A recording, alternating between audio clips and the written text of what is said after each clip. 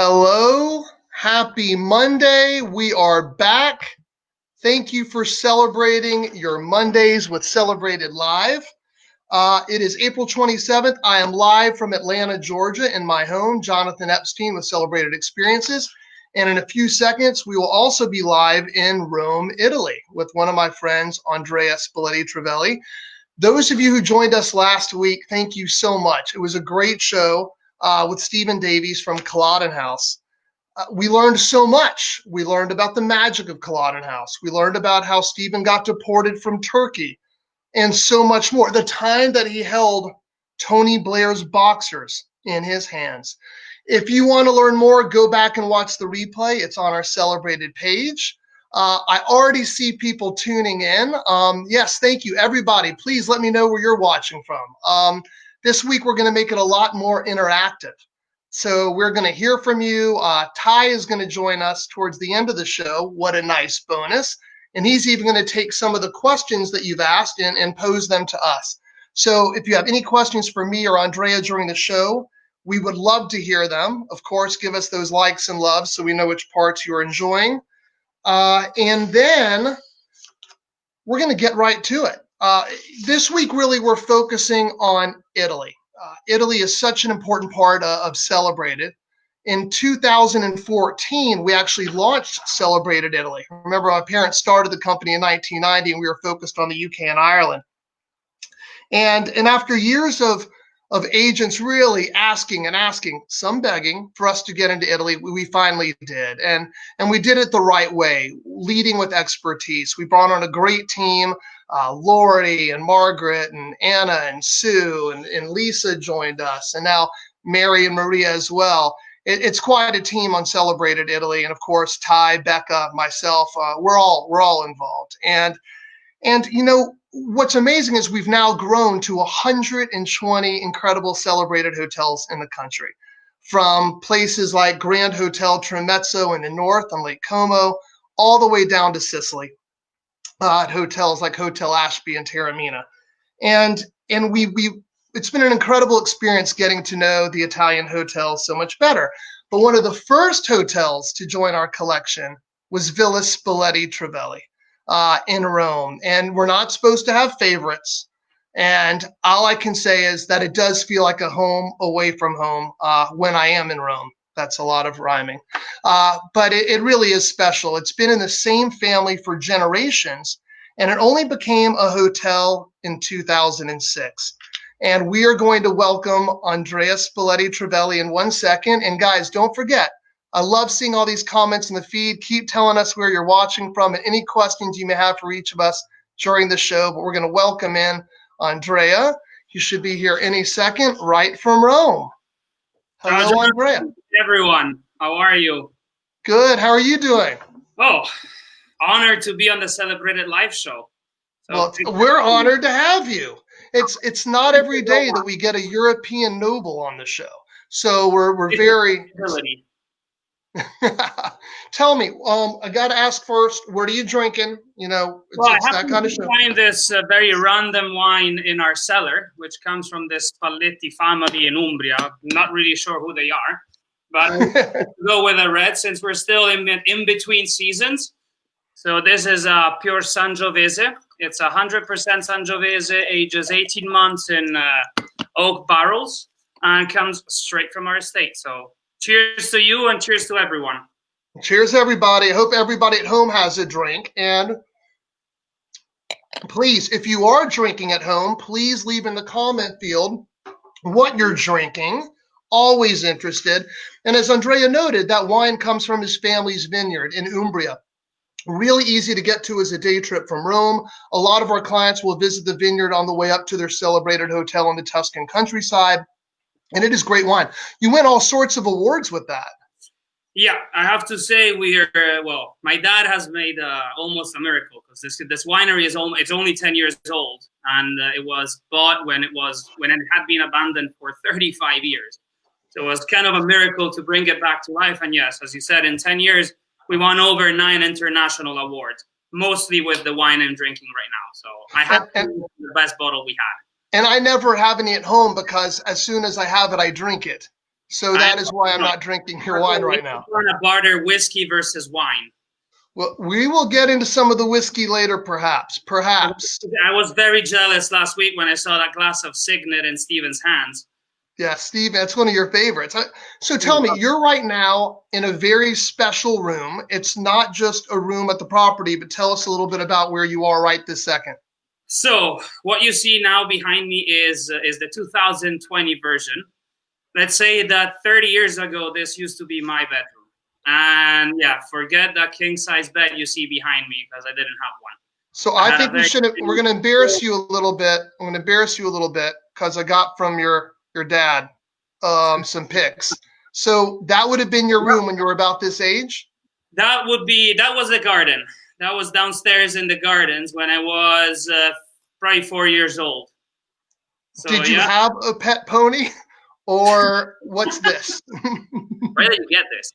No, this one is actually my 4th birthday. And since my granddad used to be, his life was all based on horses since he was a show jumper and in the Italian army. So he participated in eight different Olympics. And no horse had to miss from any birthday party where he was present. Horses had to be there, probably way more important than even having the cake itself. You know, I want to show the audience as well the property. So this is the family home, been in the family. How many generations now has Villa Spalletti Trivelli been in the family? So I'm the 5th generation. And we have 6 underway with my sister's kids. So Gerardo and Matilda will grow up to be the future managers. And that's right. The house was built by my great-great-grandmother on my dad's side. And Rome, as you might know, last Tuesday, celebrated its birthday. And, you know, Rome is only 2,773 years young. And Villa has been there for only 119 of those 2,773. So we're kind of like the toddlers of Rome. That's right. You're a kid. You're just a baby. We're total babies. So obviously Rome right now, an unusual time. You're a Roman. What's it been like during lockdown? I have to say it's been pretty incredible. I have to say I missed the beginning of madness because I was in Australia visiting all our Australian travel friends. And I got back with the last flight flying into Italy before the borders locked down. So I almost got stuck in Dubai, which I wasn't looking forward that much. And it's been incredible. Probably never managed to hear the noise of the fountains of the major streets of Rome, the birds in the morning. It literally feels like living at the winery, but you're 250 meters from where a month ago there were 30,000 people throwing their coins into the fountain. Right, because the hotel, while it's incredibly residential, it's a little bit of a secret weapon because you're only 250 yards from Trevi Fountain. So did you go, have you been able to go by and see like an empty Trevi Fountain? I have to admit I didn't go. My sister went, and it's just, I saw the pictures. It's just incredible. Because only I think on magazines you get to see sometimes the Trevi Fountain with absolutely no one, not even a policeman or a guard around it. It's not Rome. It's I don't know, an apocalyptical movie right now. Yeah, so it's just weird. And we're not used to silence here in Rome. We need noise. Chaos. I know. We need, good vibes and people around us. So this is a little scary, I have to say. Well, it'll be over soon. And not many people realize, but overall, the number of infections in Rome have been one of the lowest of any city in Europe. Yeah, of the major cities. I have to take advantage of this window to actually send a huge thank you and congratulations to my fellow Romans, because we're not very famous in the world for our discipline and sense of responsibility. But I have to say that in this particular case and over the last 2 months, for how hard it is, and we all know, to stay home, locked down at home for 2 months while your business, your work, your family, your children are all with no clue of what the future awaits. Right. Everybody has been incredibly helpful, positive, and very well behaved. And trust me that for a Roman to be very well behaved, it's a huge effort. Yeah, I mean, it is impressive. And I've heard that from so many of my friends who live in Rome as well. And really, it is the tip of the hat to not only the Romans, but across Italy. I mean, it's been incredible to see. And, you know, one of the more interesting things about you, we've talked about the house, but you are a not so distant cousin, obviously generationally distant, of Napoleon Bonaparte, aren't you? Isn't that right? Yep, it is right. So without giving us a 45, because you could go on for 6 weeks about your family tree, but give people a sense of the connection. No, I'll keep it nice and short. In very few words, my great-great-grandmother, the same lady that built the house I'm in right now, she's the great-granddaughter of Caroline Bonaparte, Napoleon's sister, and Gioacchino Murat. Used to be the ones that Napoleon sent to reign over southern Italy during his era, and then their granddaughter married the Count Rasponi, and then my great-great-grandmother was born, who married a Spalletti, and all the way down to me and my sister now, and well, my nephews. So France to Switzerland and eventually into Italy. Yeah, well, Switzerland was the Spalletti side. Got it. Okay. This is the Rasponi side that then merged together. Okay. For those who stay on later, we've got a great little tidbit on that. But we'll come back to that. But we're going to jump right into my favorite part of the show, true or false. When I was you're a little bit nervous about this part. I am, because I tried to bribe my sister. I threatened her. Nothing worked. She kept all the secrets she revealed to you. So I'm really, really worried about it. Here we go. True or false? And audience, don't forget, tell us where you are from. Tell us what you're drinking. And if you have any questions for Andrea or myself. So we'll get kicking. And if you have anything that you think is true, click like. If anything that you feel is false, click the heart button. Click love, okay? So we'll start with true or false. You once crashed a tractor into a tree. True or false?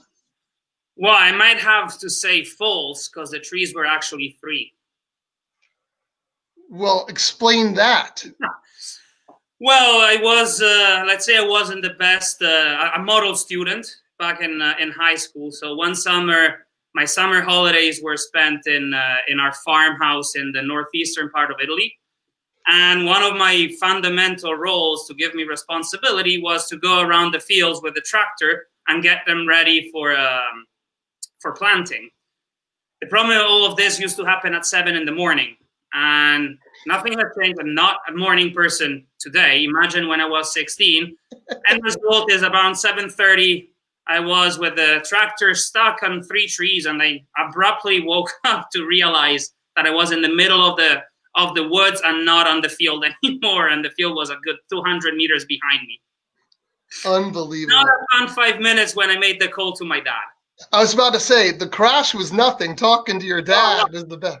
I got out of the crash. I mean, I wasn't a huge John Deere tractor, so nothing could have hurt me. I could have probably taken down 100 of those trees. Oh, right, next 5 minutes, I was on the phone, with the phone probably a few yards from my ear, and I could clearly hear what my dad was telling me, and it wasn't nice things.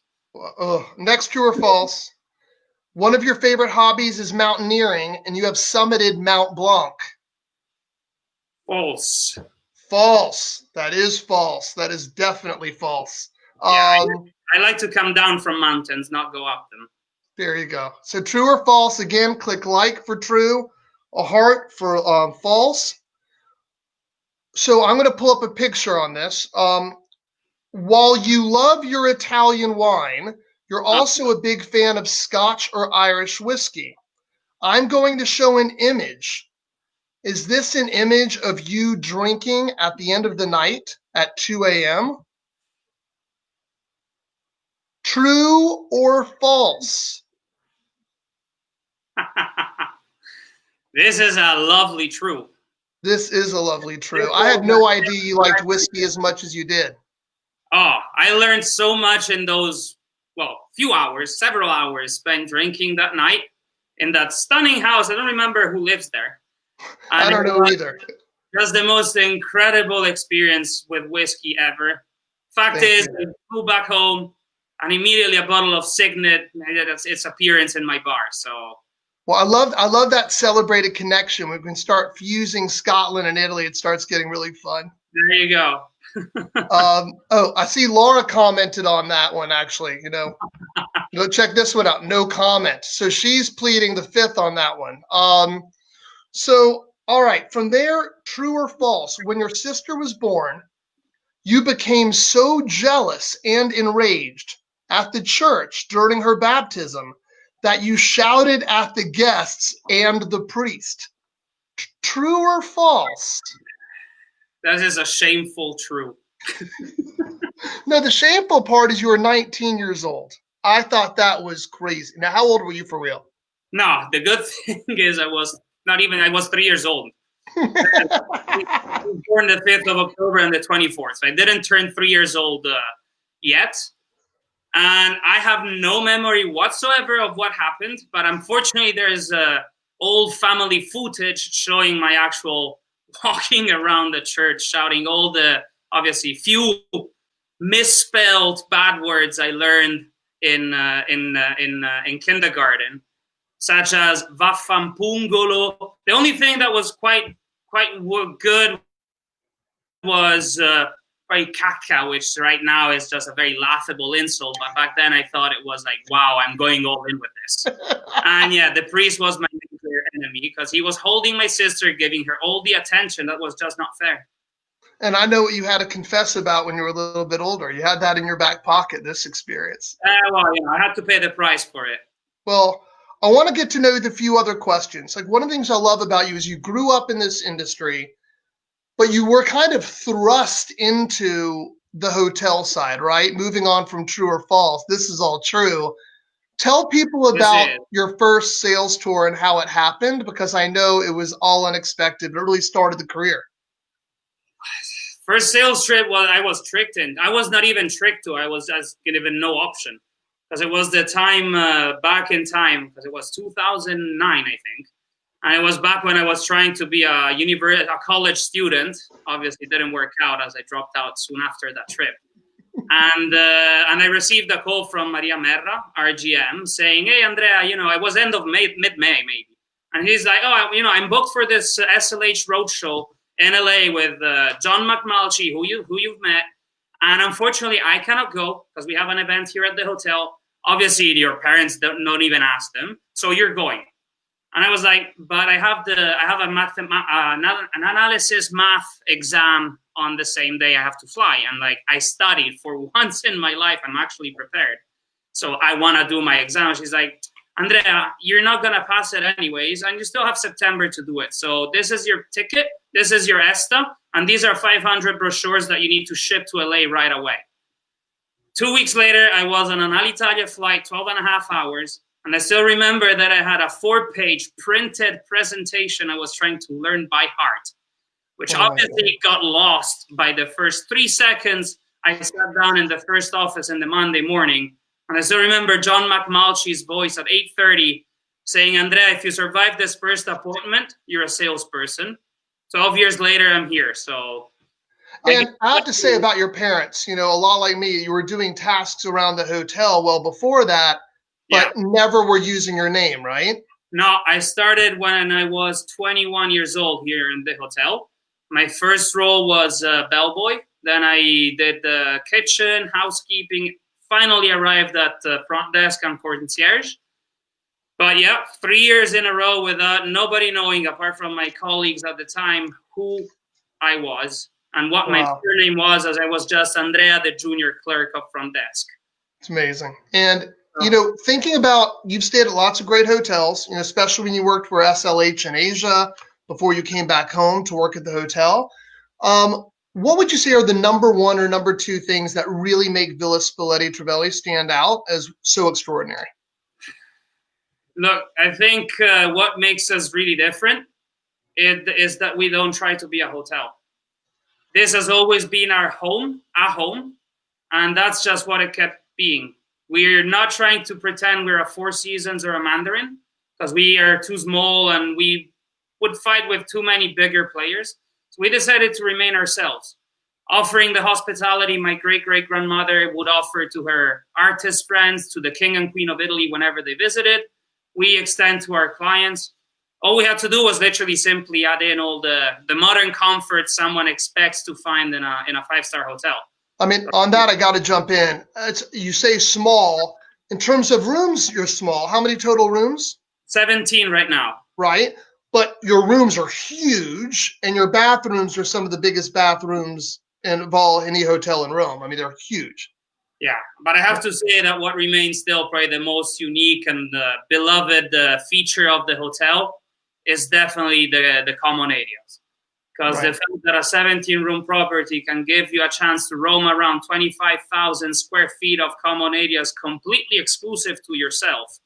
Because you're not going to find 100 people downstairs at the bar or having aperitivo in the gardens, because that's your own secret private garden 200 meters from the Trevi fountains. I think that is what really makes us the unique property we are. I agree. And this will sound cheesy. I hope none of my staff is listening, but obviously they are the ones that then make a wonderful product what it is and how unique it becomes in the face and the eyes of all the guests that came through our doors. Well, they're really an extension of your family, and that's the way when I stay there, the way it feels. So, well, thank you. And, it's my favorite part of the show. It's the speed round where we really get to know you. I'm going to fire some questions at you. Here we go. Question number 1. Sophia Loren or Monica Bellucci? Monica Bellucci. Okay. I'm going to name 2 Roman dishes. Your favorite, cacio and pepe or carbonara? Oh, I cooked it last night for my family, so I'll go for carbonara. Okay. This one's going to break your heart when I ask. Inter, Lazio, or Roma? He's an AC Milan fan, so this is really painful. I see a friend of mine from Rome asking that, so I'll have to go because he's a Roma fan, Mario. So I'll go for Lazio. Okay. Beach or mountain? Mountain. Okay. Again, going down, not up. I'm not going to be able to pick your family wine here. 2 different varietals, Barolo or Brunello? Oh, easy, Barolo. No questions asked there. There's nothing like Barolo. Wow, okay. Starter or dessert? Oh, starter. Easy again. 4-0 on starter. And dogs or cats? Dogs. We had 19 dogs. So that's an easy one. Oh, between like the vineyard. 3 generations of English setters and 3 generations of beagles. Okay. By the way, we're getting lots of comments. People want your carbonara recipe. So I think the next thing is we're going to shoot you making the carbonara. And we're going to hold you to it, brother. All right. So this is a very new part of the show. We're going to bring Ty Horn on, my buddy who is at the office. And Ty is going to tell us what's going on with the audience. Crowd, if you're watching, let us know if you have any questions, any comments for Andrea or myself. 1 second, Ty should be popping in here. Let's see. Technology works, and there it is. There you go. Hi, Ty. Hey there, Matt. How are you? It's good to see you. Oh, good to see you too. It's been a while, unfortunately.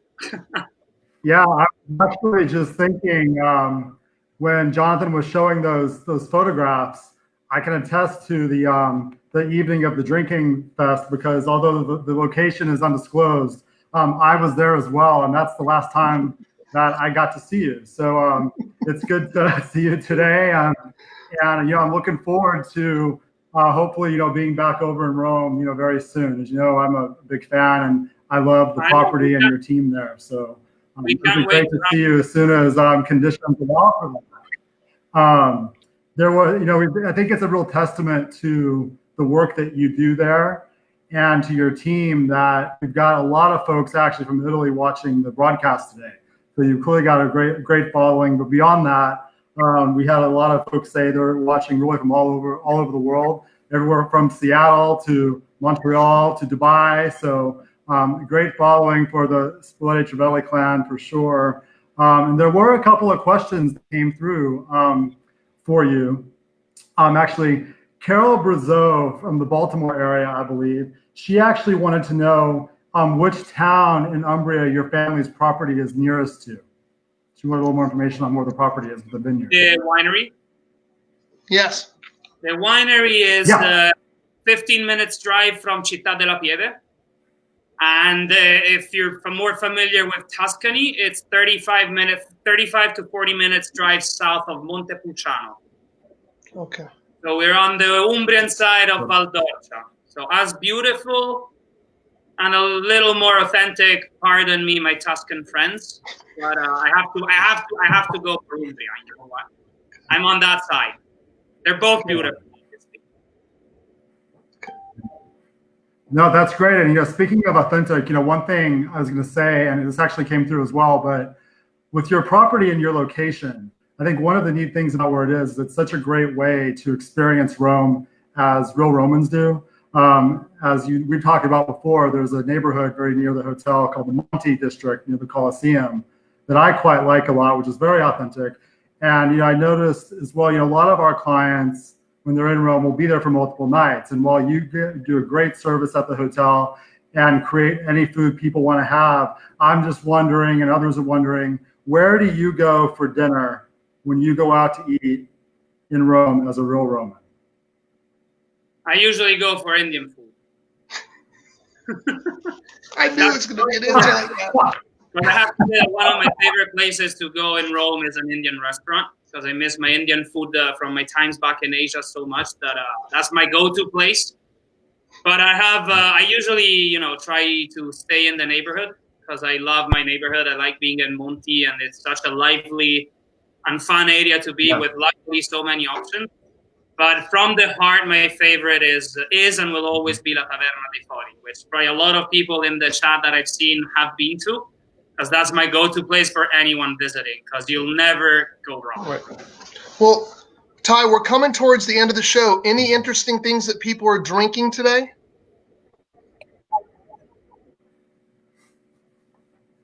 I see some things about Negronis. Good. Well done. Lots of good feedback on the Barolo as well. Yeah. And I saw some there was Pinot one more Grigio. question if we have time. Someone did want to know. Yeah. Someone did want to know if you do have time, what the best drink is at the hotel bar that you like to make, especially when people are up on your wonderful rooftop. Here at the villa, if you're at the villa. So the great thing of the villa is that you don't need to choose, because you can make your own, because all our bars are complimentary and self-service. So you don't need to ask someone to make a cocktail for you. You can just go for it. What I like making the most is Moscow Mule, because it's a little easier, and it's very fresh and nice. And I have one of my best friends that produces one of the best ginger beers in Italy. But I have to say that over the lockdown, I've been specializing in martinis. Okay. So, but the original one, so with a dash of vermouth, pure London dry gin, and the lemon zest. Excellent. Well, when you have friends at the hotel, that helps. Ty, thank you for incorporating the comments of the crew. And everybody, if we didn't get to your questions that you left in today's broadcast, we'll answer them in the feed. We also may do an Instagram story about it. So if you're not following us on Instagram, check us out at Just Celebrated Experiences on Instagram. And Ty, great to see you. Thanks for joining us. Thanks, everybody. Good to see you, too. Have a great day. See you soon in Rome. Bye. See you soon. So, Andrea, we always end the show in the same way. And that's by, I know you're a big gratitude guy, as is your family. What right now would be the thing that you feel most grateful for? Well, I have to say, and this, I'm sorry if it sounds a little cheesy, but I'm very grateful to everyone that we've been dealing with within the industry, no matter what role they had with the villa, from travel advisors to suppliers, partners, that have been all so understanding and so friendly in helping us go through these first 45 days of craziness, when we were dealing with mass cancellations and insane loss of business. And I will be honest with you, when we started fearing for a while that we might lose the business, and the generosity and the forward thinking of everyone involved with us over the last month and a half has been overwhelming. And I'm not just saying it because we're here. I'm completely 100% honest on this because I was extremely surprised by everyone. And I want to publicly thank all of those that were so nice to us in the last 2 months. Well, you guys are loved, and I really appreciate you being on. And this week, I think what I'm most thankful for, and you really are reminding me of it, is just the innate hospitality and graciousness of the Italian host. And I think it's been so overshadowed the last few weeks because of the economic loss of hotels being closed. But what people are not realizing is the personal loss of somebody who's born to express hospitality and share. And few can do that like the Italians. And for all these people who have had to be sidelined and not able to go into their hotel and bring that extra helping of food or make that martini, I think it's been really one of the unwritten stories of what this whole crisis has been. But I tell you, there is no one more fortunate than the first wave of travelers who come into Italy. Because I cannot fathom what the hospitality is going to be like. We can't wait. We've been repressing it for way too long, so it will be fun. And honestly, I'm right now at this second the only human being inside Villa Spalletti. And it's not a usual feeling walking down the corridors with no lights, no one around, no clients walking down to the bar or asking Marco or Franco for suggestions of where to go to eat or where to go for a drink. Is just probably the most saddening part of this entire situation. Obviously, lucky for us, we still have our health. Right. But we just cannot wait to open our doors again and have people filling up the rooms and the drawing rooms and the gardens of Villa Spalletti. So we're all waiting for you from Ty and Laura. And your family-friendly garden apartments, which we'll touch on when you're back on the show the next time. There's so much to cover. Absolutely. But thank you for being with us. Send my best to your family and all the team. And I've got an announcement for our guests, but I just want for all of everybody watching. But I wanted to say goodbye and thank you to you so much. No, it's me thanking you for the opportunity. Hope everybody enjoyed, and we'll see you in Rome sooner than we all think. I'll be there soon. Thanks, buddy. Guys, good luck to everyone. So, thank you to Andrea. That was amazing. I love this comment that just came through. I have to share it before I announce next week's host. Next week, we've got a doozy. The great, the legendary, one of my mentors, Terry Holmes, Executive Director of Red Carnation Hotels, is going to be live with you on Celebrated Live. That will be big. And thank you, everyone. Thank you for celebrating your Monday with Celebrated Live. See you next week, and thank you.